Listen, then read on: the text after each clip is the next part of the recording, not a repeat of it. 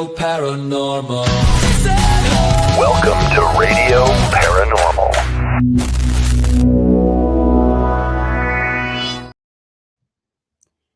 Boom. Hello, Katie Stafford. You don't look a thing like Brandon Cooper. Thank the Lord. Thank the Lord Almighty. Thank you, Jesus. Brandon's slumming it with Mr. Worldwide tonight. Mm-hmm. I'm jealous. Yeah, what's he doing? Security? Something. Is that like what he said? That's the claim. Brandon doing security. That's scary. It's like, what is this, a gnome? You have a gnome over here that's going to try and security against me? I don't think so. Just hold him by his forehead. Watch the legs run. He's swinging. Oh, you see, you should pop on for a few minutes next week and just Harass him. How his mini security went. Yeah, we call it mini security. Yes. Yeah. Oh wow. Okay, that's funny. So who are we talking to tonight? Or what are we doing first? I'm new to this. You're new. I know. Yes. Here, let me turn on the comments. First day. This Is What's your first up, day on the job. Carol Garcia and Carol back. Hey, Carol. Seer Splendor Slender Man. Hello. He's a mess. So usually we talk about what we've got coming up. You guys have Pythian and Castle coming up. Yep. For all ghosty people. Yep. May 30th. Where's that at?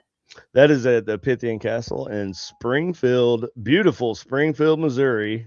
Get your tickets now. Come on out, stay a night, and get scared.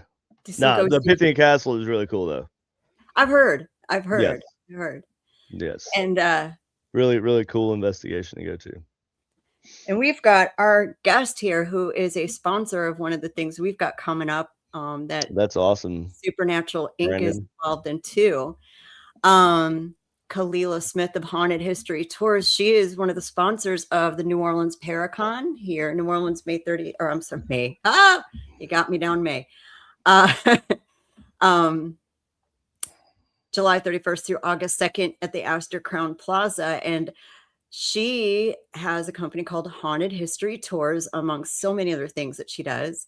And they are providing a bus and access to a cemetery to do some ghost hunting in. Did you say cemetery? Cemetery, yeah. And Mr. Brandon's going to be leading that one. Brandon says he's crunk, not drunk. Because he said we're getting drunk up in here. Down here. I was like, really? That's not good, Brandon. No. He says we crunk up in here. Crunk, not drunk. Yeah, okay. Now we know. Thanks. What's up, Blaine? Rohan? Hello. So, and then Haunted History is going to have stuff around at the Paracon. So if you just want to take a break from ghosty stuff and want to hear some cool haunty stories, history, and all that other stuff, they are going to be there doing it. So we actually have only 2 Patty Negri, Sam Beltrusis, Father Sebastian experiences left. That was our big add-on to packages. We're really selling the ghost hunts. So I think we're over halfway sold on the 2 top packages. So NewOrleansParacon.com, go get your tickets and go to your workshop with Brandon and I. And Brandon and I are going to be bringing all of our Supernatural Inc. gear and talking ITC. And Kalila is going to join us at one part during the workshop and explain to people why ghost hunting in New Orleans is different than anywhere else you're going to go. Why does it hit different?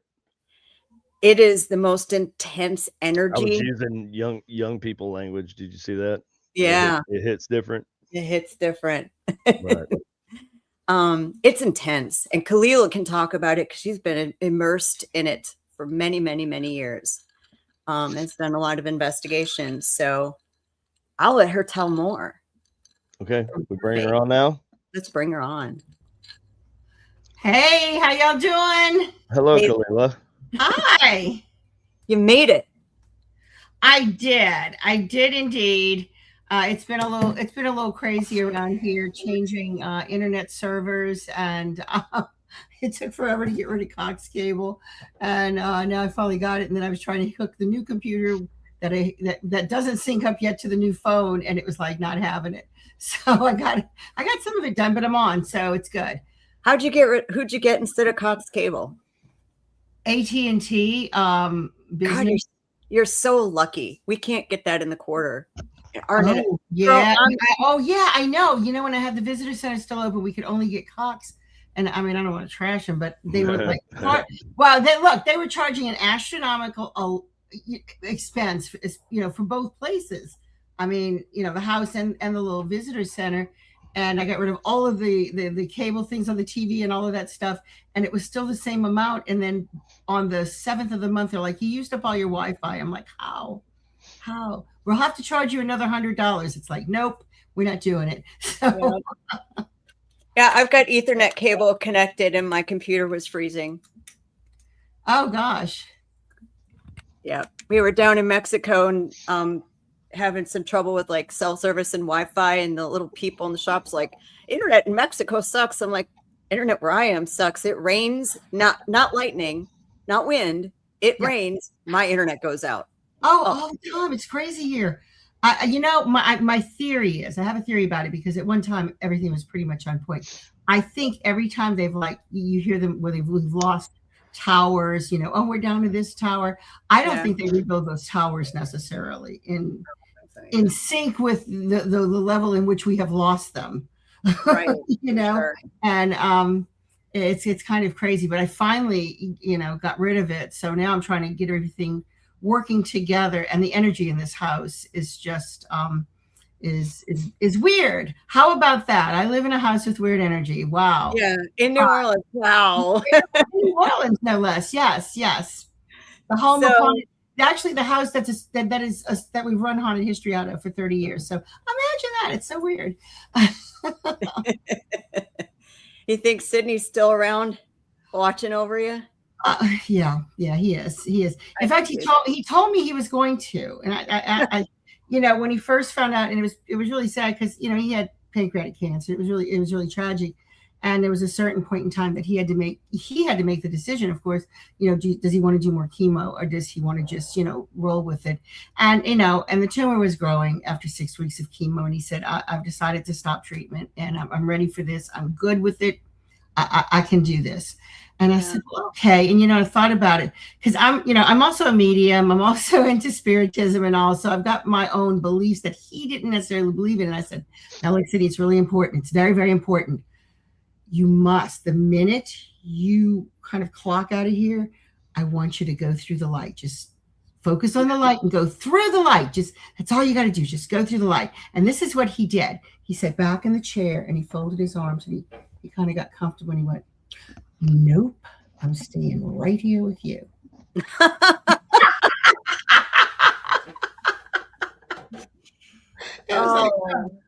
Okay, let's see how this is going to work. And the lights were blinking before, and it would be funny because the lights would always blink. And I came over one day and I went up the stairs, and there's a certain spot on the stairs, when I go past it, the lights start blinking, and only for me. And he'd stop and he would just look at me and say, I don't know what you're doing, but stop it. And I'm like, I'm not doing it. Hey, Kalila. Yeah. Can you move your camera to your right some, just a little bit, so we can get your whole face up in the, a little bit more.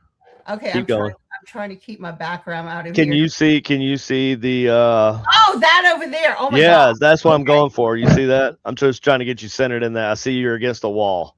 Yeah, well, the reason why is because this is the kitchen. I had to use a computer in the kitchen. That's fine.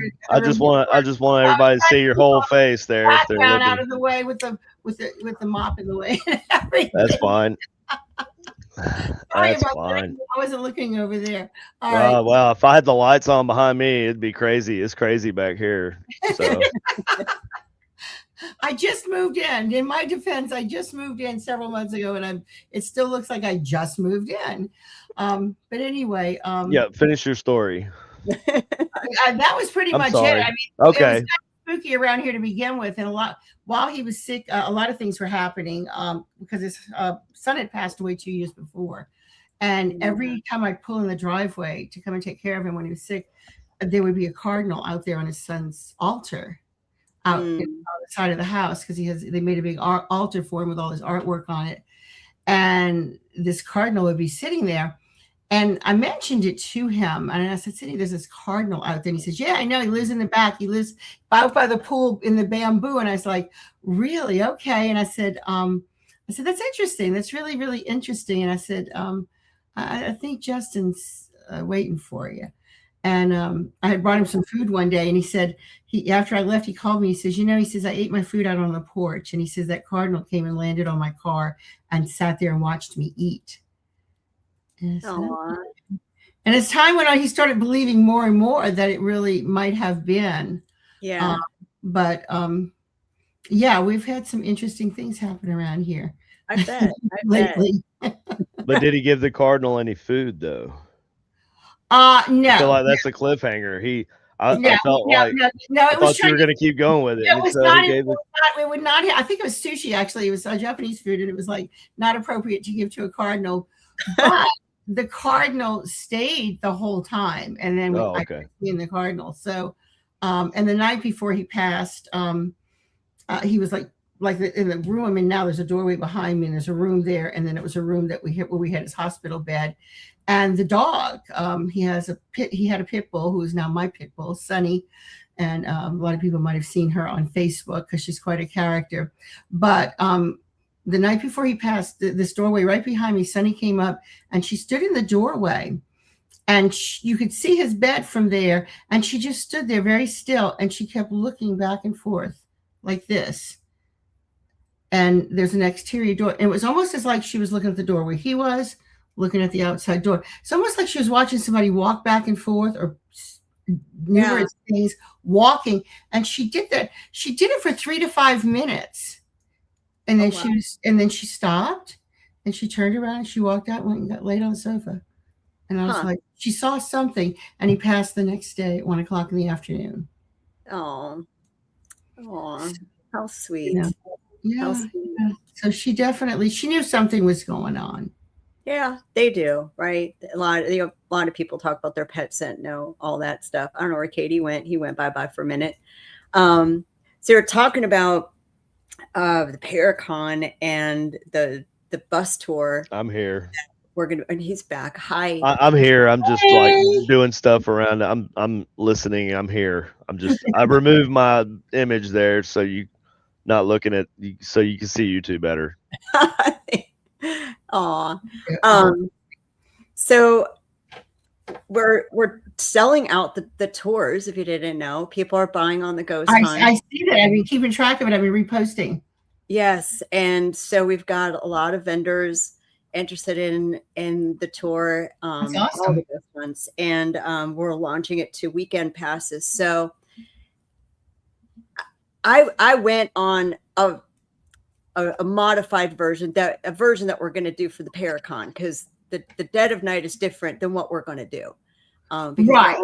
We're only going to go to the cemetery, maybe City Park. We're still considering City Park, but tell people about all that. Like, it's really, actually the actual tour that we do. And again, like Jennifer said, it's what we're going to be doing with Paracon is a little different because it's an investigation, but on the regular tour, the Dead of Night tour takes people to numerous haunted locations that are outside of the city. And we include a cemetery at night. And it's really very spooky. We've had a lot of situations out there. We've gotten a lot of phenomena on just people randomly getting things on their photographs, their videos. I've seen some bizarre things out there. I've always told people the most haunted area in the city is the French Quarter, but Mid-City's got its share out there. It really does. And I'm very convinced that a lot of the locations out there, including a particular location inside City Park, that's all porters. You got a lot of portals out there because you've got the conjunction of all of those cemeteries. And, coming from, if you want to come from the voodoo perspective, because we're in New Orleans, you think about the crux of the crossroads. What do you have there? Right there at City Park Avenue and Canal Street. You've got, I don't know how many cemeteries there, 10, 12? You've just got this, it is the cities of the dead. It's no coincidence that we call it that. And there is a lot of energy there. I have seen things there with my bare eyes. Okay. I'm not talking about on a picture, on a video. I mean, I've seen a lot of that, but I've actually seen full-bodied apparition appear and disappear as if they're just passing through and then walking through something else. I've gotten things on photographs that I can't possibly explain. And when we started that tour, I actually took my all my material from my class that I was teaching at Delgado and UNO on Haunted New Orleans. And I used to take the students out in Holt Cemetery and City Park to do investigations. And there's just a lot of crazy stuff out there. There's things that, when we first started doing the tour, we used to go in Holt, which is the cemetery, which is actually not above ground. They bury them in the ground. It's where they bury the indigents. And the city eventually locked it up. The minute they found out we were going in there, they're like, get out. We don't want you in here. So, but we went in there for a few months when we first started, and I would park very close to the gate because one of our competitors would lock us in there. Like if because there'd be a lock hanging on it. And it was like, okay, I'm gonna stand right here. I'd put the lock in my pocket. I'm gonna stand right here. And I'd say, you guys can walk around a little bit, but don't go any further than there, because when I leave, I'm going to say, let's go. We're going to jump on the bus and get out of here. And about 20 minutes later, I'm telling people, get back on. We're going this way. Let's go. And I see this lady. There's this woman, and she's, she looks like she's about my age, and she's dressed like a tourist. She's got on, it was summertime. She had on a pink flowered shirt and pink shorts, and she's with look like two teenagers, a boy and a girl. And they're walking down this particular area going into this darker section of the cemetery. And I'm screaming at these people. Now, I knew I had 22 people with me because I counted. So I'm screaming at these people, please don't go back there. Folks, this way, we're getting on the bus. We're getting ready to leave. And at some point in time, I felt a presence behind me, and I looked like this. And here's 22 people behind me looking at me like I'm nuts. And I said, if y'all are all here, then who are, they're gone. And literally they just kind of evaporated. And it was really funny because several weeks later, someone caught a picture of that lady. And, I should bring some of this stuff to the con. But somebody showed me a picture on their phone of that woman, the very same woman wearing this very same outfit underneath a very large tree in Holt Cemetery where they do a lot of voodoo rituals. And she's standing there and she has a basket in her hand. She's holding some kind of a basket. And in showing it to different people on my tour, one night I had a gentleman who worked for NOPD, and he went, oh, that was Miss So-and-so. She used to stand on the corner of Canal Street and City Park Avenue in the 70s and sell roses to people at the red light. So she was like our duck lady and the guy that with the yes. And I was just like, I mean, you can't make this stuff up. It's there's definitely something going on out there. So it's a great area. And that's why I told you, if you do not go to City Park, you're missing an opportunity because we've got a lot of stuff happen out there. I agree with you. We weren't there very long with that group, but I crossed this little bridge that was not easy to cross. I know what you're talking about. Yeah. And there was a little bench by the water, and I sat down there, had a little REM pod and a K2 meter with me. And so there shouldn't be any power there, right? By that bench. Right. Oh yeah. So we sat the REM pod in between the two of us, and each of us sat on the edge of the bench. And I said, if anyone's here, why don't you come sit down next to us? REM pod, boop, boop, boop, boop, starts going off. Like, okay, well, feel free to have a seat. We turned on the spirit box and just sat there for a few minutes about who are you? How's your evening? Is this a favorite spot of yours? And we would get different hits from time to time. And we just both kept looking at each other. We're like, well, neither of us are moving. We know it's not us. But between the two, we were getting some hits. And that was only for like 5 minutes. Yeah. That's a lot of energy out there. And you're very close to a particular tree. I don't know if you noticed that huge tree that's out there. That tree is 700 years old. It was dated by someone at That huge live oak, yeah. University, and that tree, I've seen people like when you're trying to film it or something, you see somebody walk in and then they disappear behind the tree. There's something going on with that tree, but there's definitely a portal right there in that area. And one night we had someone on the tour who shared a story with one of our tour guides. And again, this person claimed to have worked for NOPD.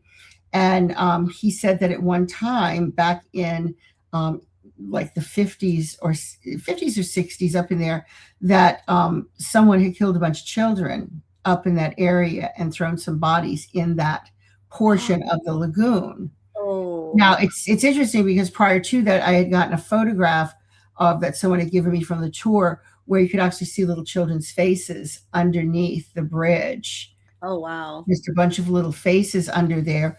And I did a lot of research and I could not find anything, to substantiate that or anything. But there was a lot that I remembered from being in the 60s out in that area. So I brought a friend of mine out there. Philip Humphreys is a local psychic who works for Marie Lowe's House of Voodoo. And he's done a million. Oh, I know him. You know Philip. So he's done a million investigations and I don't tell him anything. About any of these things. I just said, hey, come out and take the tour. So he came out, took the tour, and I was telling people the story of the lagoon, the Mona Lisa Lagoon, which is one of the legends out there. And while I'm telling them the story, I see him get off of the bus and he just zooms right past us and he's like going off in this other direction. And I'm like, oh gosh, he's feeling something. Yeah. So I shared with them a story about, the children. And I said, but we can't substantiate it because we really don't. I can't prove anything. I said, but I said, this is Philip and this is who he is, blah, blah. I said, let's go see what he has found over there because he found something.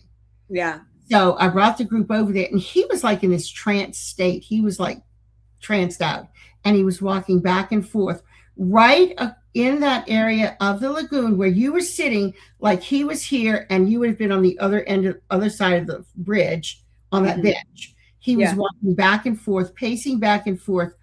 And he kept saying, ripples in the water, 9 to 14, 9 to 14. And that's what he just kept saying over and over again, ripples in the water, 9 to 14.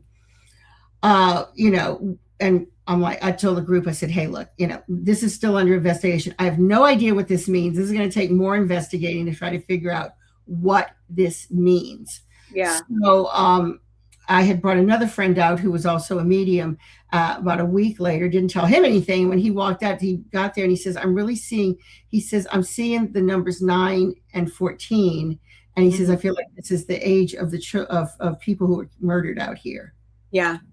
So, and we still don't know. We still haven't found anything concrete like a news article, but you have to take into consideration back then, one of the things Philip got during the day when I took him out later at another time, he picked up that there was the storybook land out there because he asked me, he says, was there a carnival out here? He says, I'm getting the idea of a carnival. And I said, yeah, pretty much. I said, it was kind of like a carnival. And he says, I'm seeing like this really grubby person who works at like a carny and he's operating the rides. Now, when I was a kid, some of those people who used to operate those rides was a bit sketchy. Okay. I'm not judging or anything. I'm just saying I remember being really scared of these people because they were sketchy and they were dressed very much. Now I grew up in River Ridge, a block away from some railroad tracks, and you'd see the freight trains going by and they'd be open cars and you would see the hobos inside the freight train. That's how a lot of these people, they ran the rail. They would have the freight trains. And that is also how the serial killers, Otis Toole and Henry Lee Lucas out of Florida, used to travel between Texas and Florida on those rails. So, when Philip picked it up during the day, he even mentioned, he says, I'm seeing like trains going by. So I was like, yeah, you're hitting it pretty close. So we think that maybe, these were unsolved murders and nobody ever really figured out whatever happened. But Yeah, missing kids and stuff. a Yeah. lot of energy there. There's a lot of energy. So something I get asked all the time, and Katie and I were talking about before we brought you on is, and we're going to talk about this at the Paracon. I don't care how experienced of an investigator you are. You will never experience something like New Orleans. You have never seen it. You have never seen it. Yeah, that I'm sure there are places. I have been to places that had more energy than New Orleans, but not on this continent.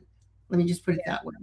I mean, obviously, there's places over in the UK that are immensely older than some of the stuff that we have here, and some of the things I experienced and felt in when I went to Brazil, for instance, during rituals down there was very, very intense, a different kind of intensity. But yes, there's nowhere else in North America that you're going to go that you're going to feel what you feel in New Orleans. There's nowhere. Give some people, you've been doing this a lot longer than me. So why? Tell why, what makes it different? Why? Well, first off, we are a lot older than a lot of a lot of settlements. We're one of the oldest settlements in the country. And we had a lot of people say, and I tend to believe this, that it's got something to do with the fact that we are so surrounded by water. Mm-hmm. Because you'll notice, I'm sure you've noticed that most of your haunted locations are very, very, they're always surrounded by a lot of water. That's probably got a lot to do with it. But I think one of the things that is a big factor in why we have so much energy here is because from the moment the French settled here, they brought with them slaves from the Congo region originally. And these people brought with them their African traditions. Now, in the African traditional religions, such as Voodoo, Santeria, and the Congo religion, and all of these things, they focus around communication with the dead. Mm-hmm. And they also do a lot of work with the ancestors. So they keep their spirits alive. They're constantly physically feeding them, making altars, putting food on them. In Voodoo, I was in Voodoo for over 25 years. And, in these traditions, the belief was not, oh, the dead are somewhere way over there. They're way over there. They're really not. They're very parallel to our world. Mm-hmm. And it's not a physical place. It's more a different frequency that's going on. It's a different energy level. It's a different frequency, like changing a channel on a radio. So they're always around us. We don't necessarily see them. And sometimes when we're busy and you're in your left side of your brain, you don't necessarily feel them, but we're constantly, and I'm constantly talking to the dead. I talk to the dead all day long. And most people in Voodoo are doing that too. And I think because we nourish those spirits and we keep them alive and we keep those memories alive. And we also, during these rituals, what do you think's happening when they're doing all this drumming and dancing and chanting? They're opening portals. Mm-hmm. They're open.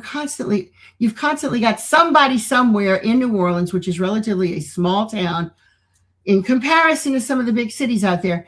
And they're constantly opening portals. And some people don't close them.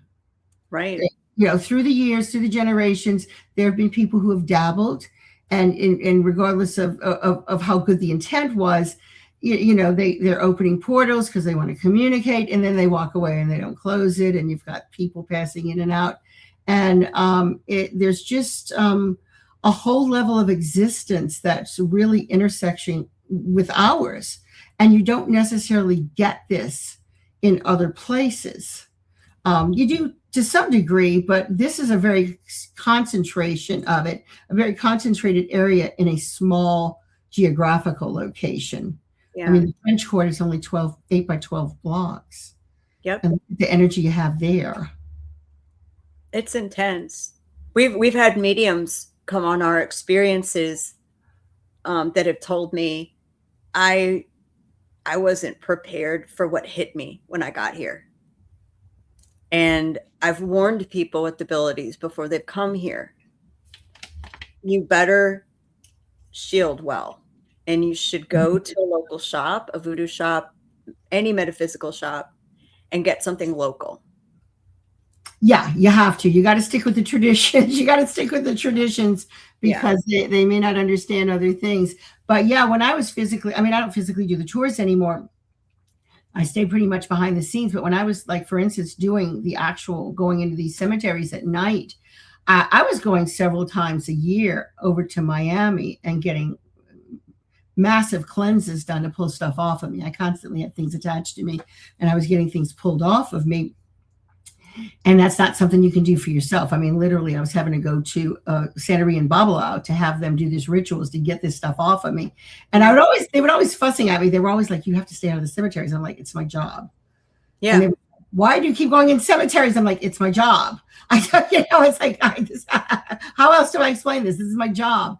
So, yeah. It's a different energy here, and you've got people, and just going in the cemeteries, taking people in there, you would see ritual things where people not realizing what they're doing, going into cemeteries and trying to do magical work, which is a big no-no, I might say, but I'll save that for the con to talk about that. But, you've got a lot of people dabbling out there, and they're opening up portals in cemeteries, and then they walk away. And there's one rule of, in mediumship, there's a big rule that's in the, amongst all the mediums. And that is, if you're going to open a door, you better know what's behind it, and you also better know how to close it. 100%. 100%. Yeah, because I've done cemetery work with some voodoo practitioners, but that's not ritual. That was asking for permission to enter. We would bring a basket of offerings. We would that's just being respectful. That's a big difference. No, there's people. There were people. I had a tour group one night, and it was really funny because one of my managers, he was, putting everybody on the buses, and they're whispering about this group that's come over here, and they got a group of people standing there, and they're putting the people on the bus, and the guy comes over to me and he says, they're all Cubans from Miami. Kalila, they're going with you. And I was like, of course, right, of course. Yeah, great, awesome. So I got on there, and somebody else told me when we got to the cemetery, she's like, you ought to go see over there. They got these blue candles over there, and they got this spell thing over here. And we walked up and down, up and down, up and down. And we could not find it. And finally, the elder in the group, he says, stop. And he says, maybe we're not meant to see that. Because in Santeria, they're very, very cautious, very respectful. I mean, they have a whole different interpretation of the cemetery. And he says, maybe we can't find it because we're not meant to see it. And I said, you know what? You're probably right. Let's go to a different cemetery. Let's get away from all this. And we continued the tour somewhere else. But it's different traditions have different rules. And here in New Orleans, most of the cemeteries are going to be guarded by those cemetery spirits in the voodoo tradition called the Gede. Yep. You don't want to mess with them. Oh, no. And you see, that's what people do. People don't understand the tradition. They don't understand, rituals. They don't understand dealing with the dead or what they represent. And they'll go there and try to bargain with them. You don't want to go into a cemetery and try to bargain with the spirits of the dead for a love spell, for instance, or prosperity, and they'll make bargains. And what happens is sometimes they'll even, promise something in return. And it's like, these are not highly vibrational spirits. They're not really close to God's consciousness, like, some of the Loa and the Orisha are necessarily. So you're bargaining with spirits who are going to take you literally. And if you anger them, they will come back at you. And that's the one thing you don't want. And people don't understand it. And in voodoo, we don't look at things as like, oh, that's good or that's bad. It's just kind of like, don't fool with something if you don't know what it is, Yeah, for sure. And we'll be talking about voodoo at the Paracon too, which I'm very excited for people to learn what it isn't, because all they usually see is what it isn't. Right. Yeah. That, the Hollywood version of voodoo is nothing like, especially nowadays with all the paranormal shows, and no disrespect to the people who are on the paranormal shows, but a lot of misinformation is still being given about the most, misunderstood religion on the planet. And we even have a voodoo tour that we do 3 nights a week, this Spellbound Voodoo Tour. And I wrote that tour many, many years ago, specifically to dispel all of the misconceptions about voodoo, to educate people so they understood it a lot better, because, you can't be walk around in fear constantly of things just because you don't understand it. Right.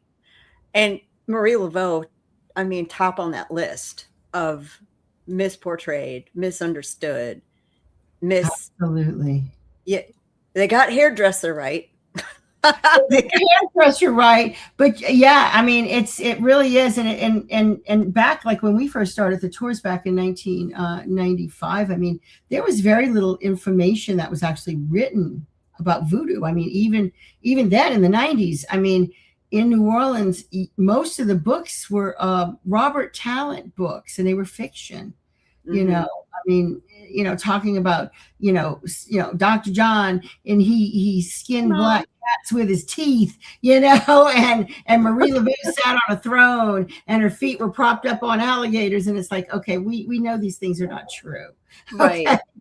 That's a little bit fantastical. So we know these things are not true. And it's only been in the last, decade or so, a couple of decades, that we've had a couple of people from the universities, write more realistic things and do real research.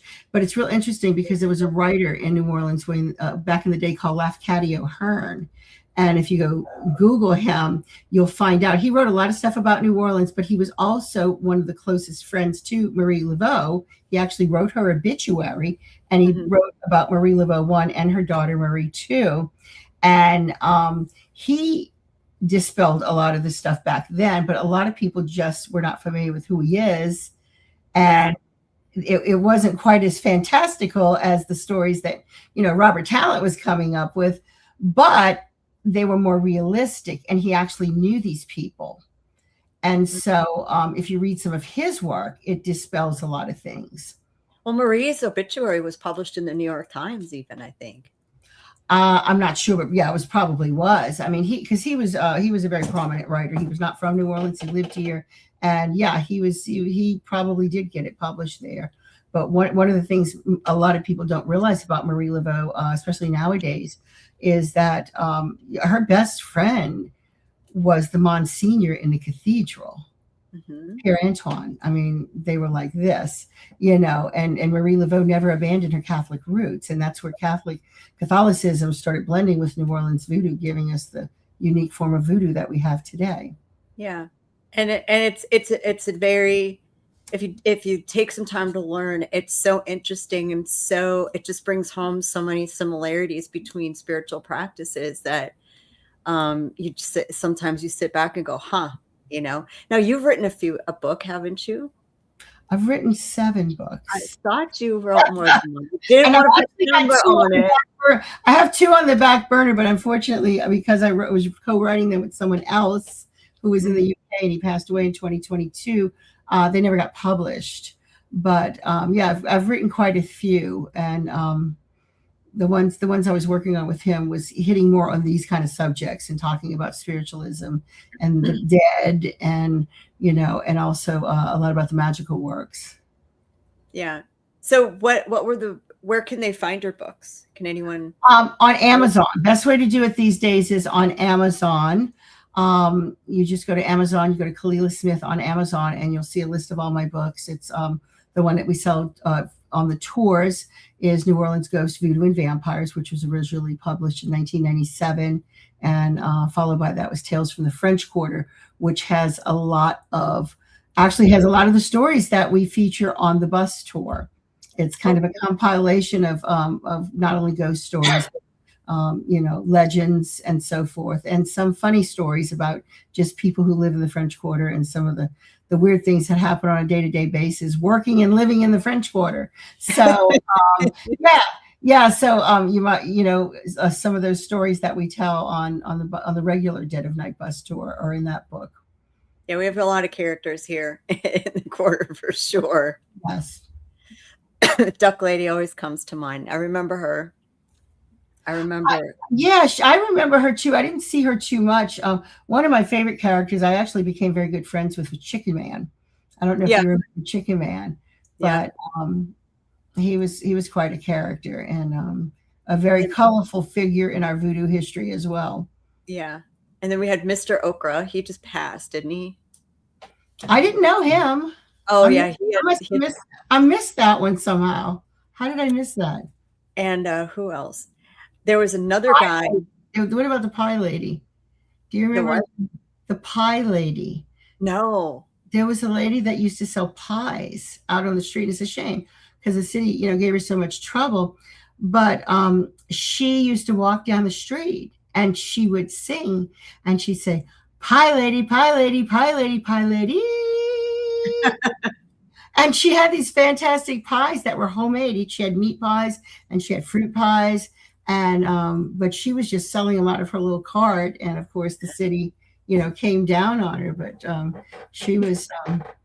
Now we got hot tamale, baby. Oh, the tamale guy! Don't you just love the tamale guy? He's great. So, folks, if you come to New Orleans and we're talking about all these people, all you have to do is walk around day and night. The tamale guy, he's precious as heck. Sometimes a little schnookered by the end of the night. But he's fantastic. And he's like, "I love you, baby. At tamales, baby." He's great. So these are characters. Just if you want to go to a city that's great for people watching, this is it. You really just need to sit at like Harry's Corner or any local bar. Or the square. You sit in the square on a Saturday, Sunday afternoon. You just watch the people go by, and it's just it can be quite fascinating. There was this one guy that used to come into, oh gosh, I don't remember where Chris and I were hanging out at the time, if it was Ryan's or Harry's or where, and he had this big clear bag of stuffed animals. Like Mardi Gras throws. Remember him? Yes. Probably on the spectrum or a little, mentally challenged, but sweet as heck. And he would come up to all the women and he would just look at you, and he'd talk to you for a minute. And the whole time he was looking at you, he was trying to figure out which stuffed animal in his bag was meant for you. Yeah. And then he would give it to you. Oh, yeah, he was a young guy. I wonder whatever happened to him. I haven't seen him in years, but so this is the kind of stuff you just can't make up. And I think this is kind of why when people come here, they either want to move here or they want to come back, because it's just the uniqueness, and it's part of, to me, like our soul here for sure. Oh, absolutely. Yeah. Oh, thank you, Christy. Hi, and by the way, hi, Mom. My mom's watching. Mom logged on a little while ago. Mom watches every week, so I always say hi, Mom, to her. And she was on last week for Mother's Day, so it was kind of a fun little thing. So you're like an OG paranormal investigator too. I know we were having lunch the other day, and you seemed a little like it was kind of. I forget the story you were telling. It was about something that you're going into this, whatever you don't open this box. And you're like, oh, that was the demon box. Yes. Yeah.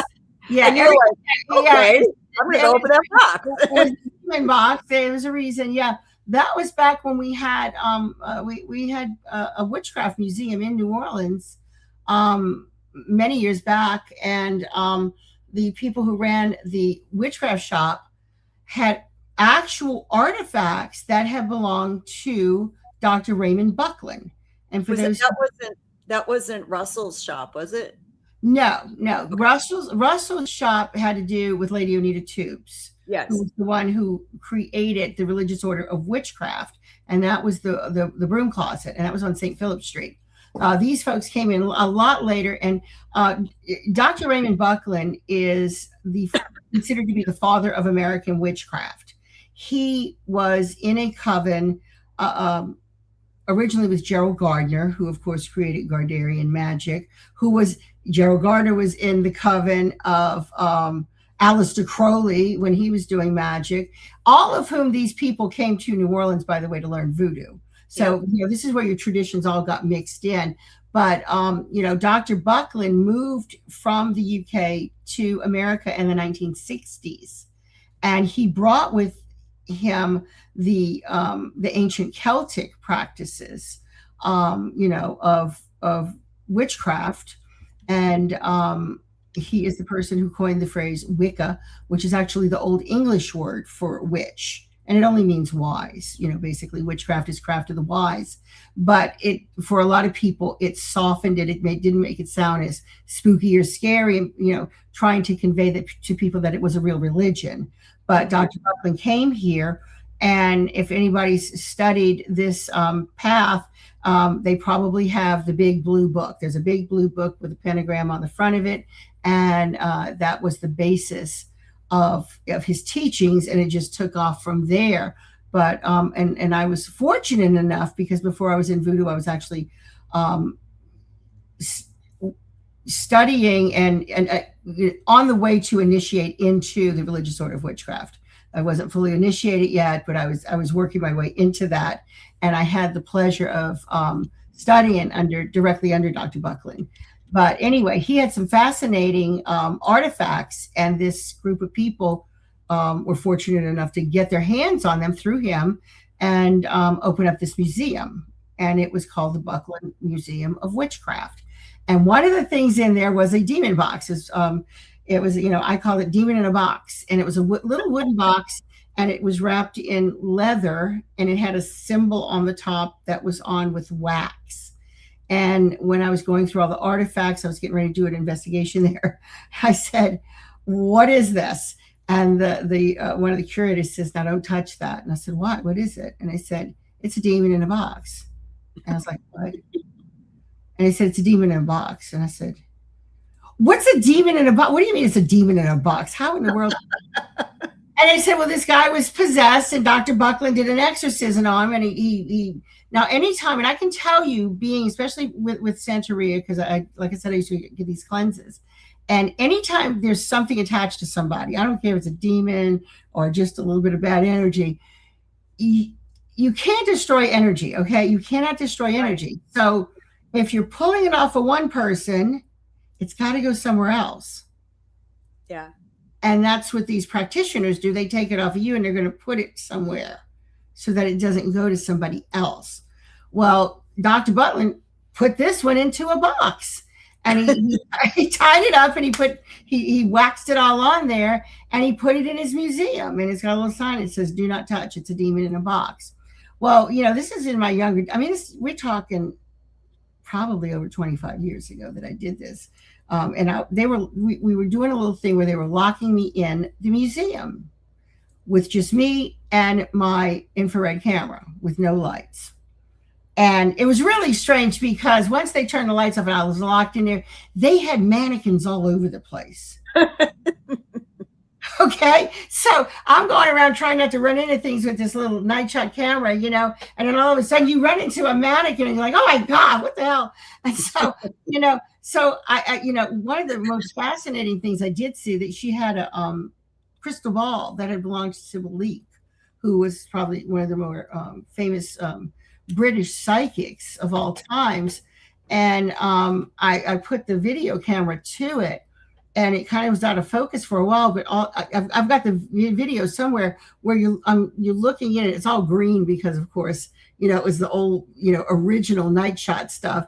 But you see clearly the hills and this beautiful rolling English countryside inside her crystal ball.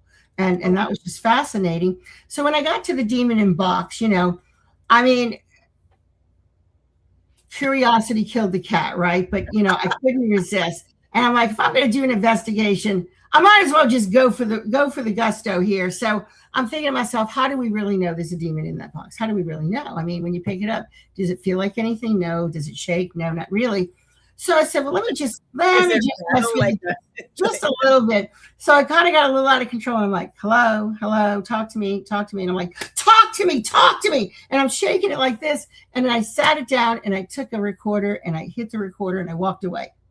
And the next morning when I turned the recorder on, it freaked out the owners, and they didn't want me back in the shop anymore. But and then again, I'll have to gather all this stuff to bring it to the con, so y'all can hear it firsthand. But when you turn it on, you hear me screaming at the box to talk to me, and then you hear me setting it down, and then you hear this really monstrous voice go, "Kalila, And he said it 3 times, my name. And it was like, whoa, that's kind of creepy. Yeah, okay.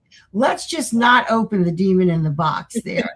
But yeah, something was screaming at me. So, but yes, I do have that recording. Well, you rattled its brains. I mean, well, I had to know, because it was like, what's the use of being here and just going, oh, we're not supposed to touch. Let's not touch that because we're not supposed to. But it was like, back then I'm not thinking what are the repercussions of this. I mean, nowadays I wouldn't do something so stupid. Yeah. I'm getting closer to crossing over. I don't want to be messing with that kind of stuff right now.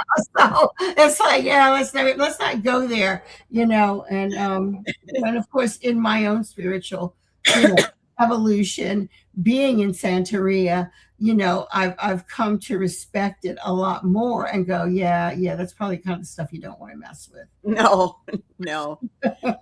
and it's interesting because the quarter's got a couple running around, because we've run into demons. Yeah, we've run into one. Oh, I'd like to hear about that. Yeah, that was. Does he work? Does this person work for us? No, it's not. No, it was attached to a location, but it has affected several males over history who have murdered. Okay. No, I went with that, right? Oh yeah. Yep. I know exactly where you went with that. Yeah, exactly, and I would tend to agree with that. We went to the place, this apartment that this tenant was like, I can't sleep. I'm having losing time. I'm having dreams of dying by strangulation, et cetera, et cetera. And in that apartment, which is in the French Quarter, and there is a very famous story about someone who died that was strangled and cut up. It is not that story. It's a different one. But this lady was strangled and cut up and put in a trunk in this apartment. Trunk murders, huh? And it was pulled out after Katrina. The person moved across Elysian Fields. And when he moved out of that apartment, when they got their settlement, they found the trunk still in the apartment. They said, okay, whatever's left we don't want. And they open it up, put it on the medium, and they open it up, and there was this decomposing body that had been in there for a couple years. I think I know whose trunk that was. Yeah. So we go and we think, here's us stupid, right? We think it's this lady who was killed there, and she was stored in this crawl space in this apartment. And I sat in the crawl space, and then we started doing some spirit bot works and SLS work, and I'd say within 30 minutes, it was not that. It wasn't that spirit. We figured it out real quick that was not what it was, and it was pretty nasty. So we had our share of. I mean, that was back in our early. I think it was like our 3rd investigation ever. So if anyone wants to know all the stupid crap you can do. Yeah, you can do a lot of stupid stuff, until you get to the point where you're like, okay, do I really want to take this home with me and take it? Because really, they will make you sick. It can make you sick, physically sick.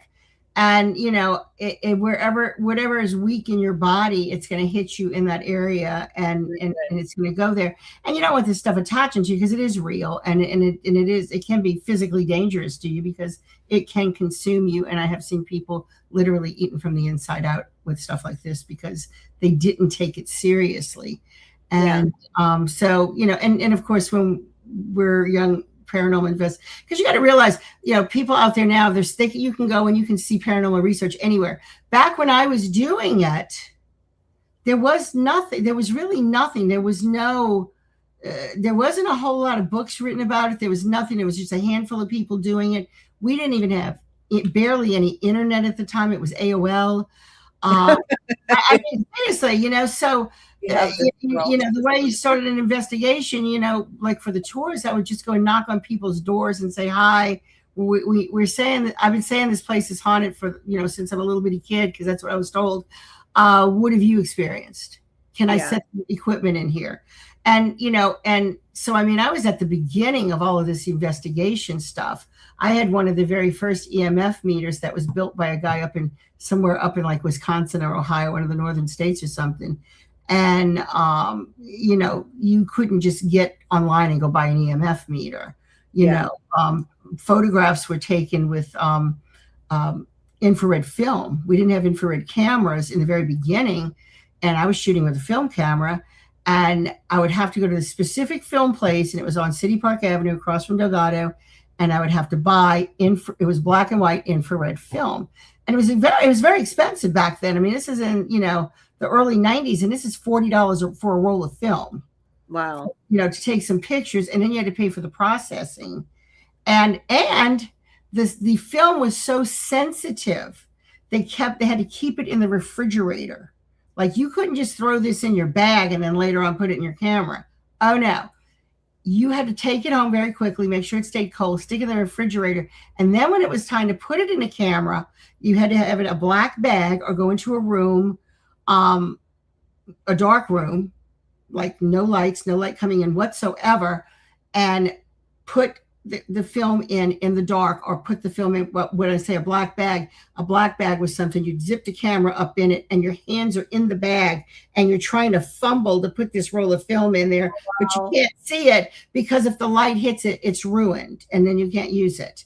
So, that's what you had to go through. And then you might take, go through several rolls of that expensive stuff and, take 40, 50 pictures. And maybe if you're lucky, you might get one thing, maybe. Yeah. We didn't start getting a lot of phenomena on photographs until the age of digital. Right.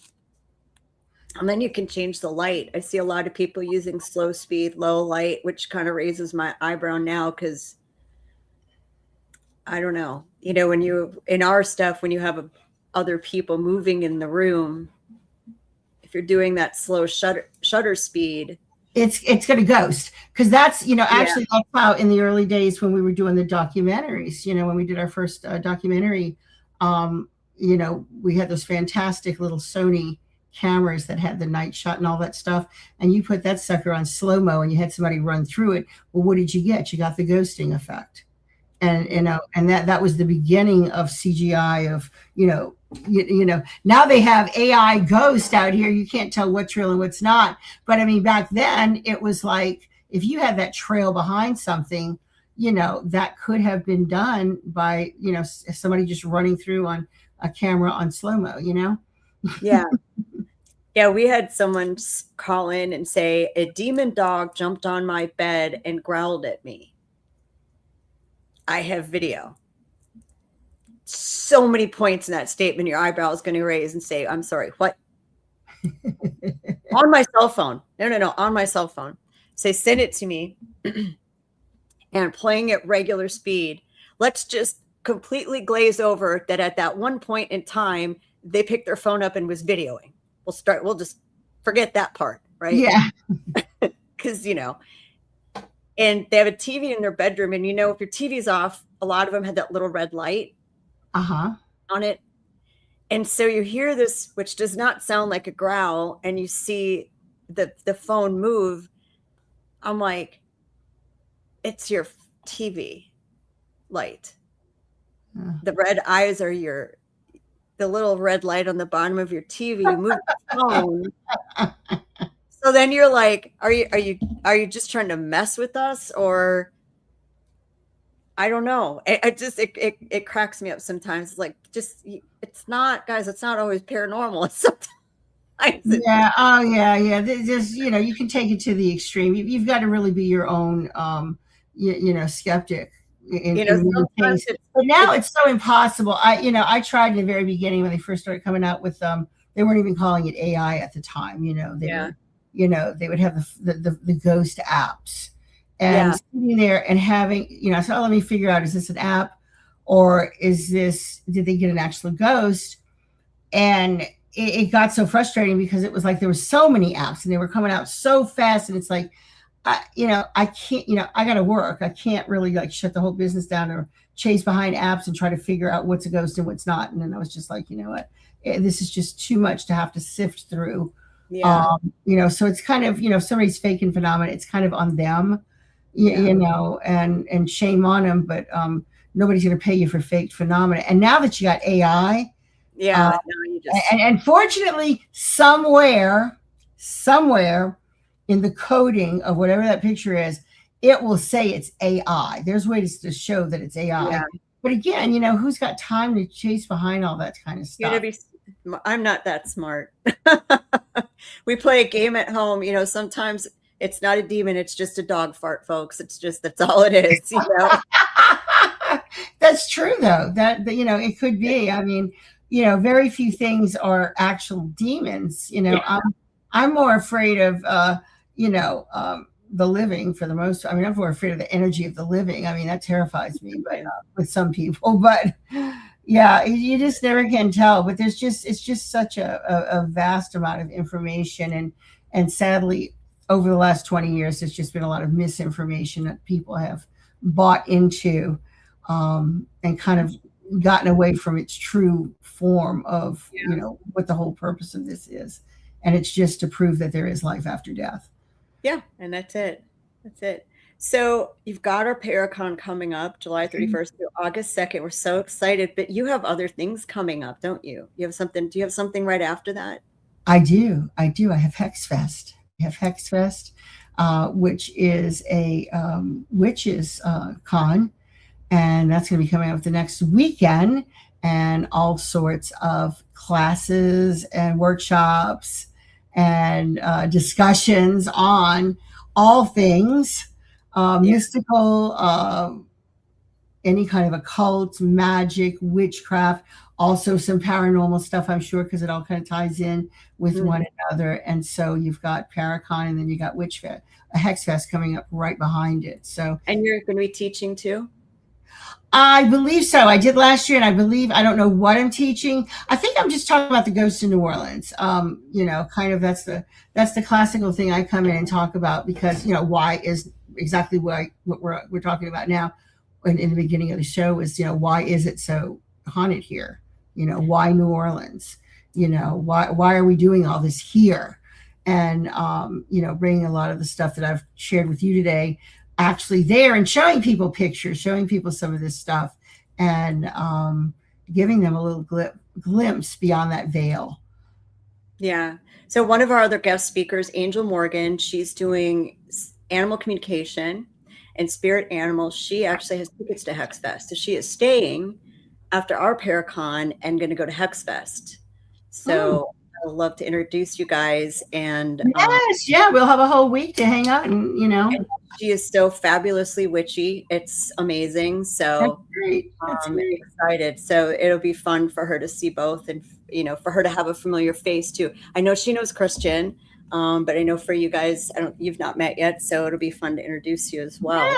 Yeah. I'm looking forward to it. This is going to be a lot of fun. Yeah.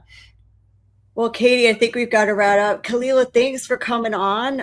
If you guys are coming into town, on the Paracon, not on the Paracon, go to hauntedhistorytours.com if you want to book some stuff other than ghost hunts. They're the OG, man. They started this in the city. So they're the ones to go to. And then check out New Orleans Paracon and Hex Fest and Paranormal Task Force at the Pythian Castle. I cannot talk now. And there was not that much vodka in my drink. And thanks for joining us, Mom. I know you had a power outage, so thanks for coming on. Hey, Jennifer's mom. But thanks, everyone, for joining us tonight, and we will see you again next week. Thanks a lot, Jennifer. Bye-bye. Ta-ta for now.